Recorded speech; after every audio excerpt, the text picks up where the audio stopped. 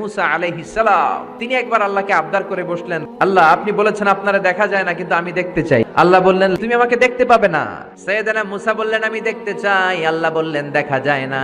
অবশেষে নবীর আবদার রব্বুল আলামিন শুনতে রাজি হলেন। আল্লাহ বললেন মুসা আগামীকাল আসো, তুর পাহাড়ে আসো।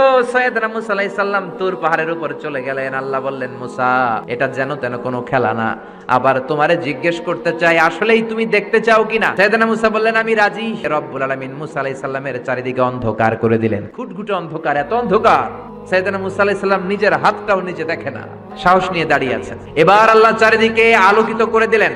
সবগুলো পশু আর প্রাণীকে বললেন, আল্লাহ বললেন তোমরা বাইরে চলে যাও, বাউন্ডারির বাইরে চলে যাও। এবার একেবারে গ্রাউন্ড রেডি, স্টেডিয়াম রেডি। আল্লাহ বললেন মুসা তুমি উপরের দিকে তাকাও। সাইয়েদনা মুসা আলাইহিস সালাম উপরের দিকে তাকালেন, দেখলেন প্রথম আকাশ দেখা যায়, তারপরে দ্বিতীয় আকাশ, তৃতীয় আকাশ। সাইয়েদনা মুসা আলাইহিস সালাম দেখলেন আল্লাহ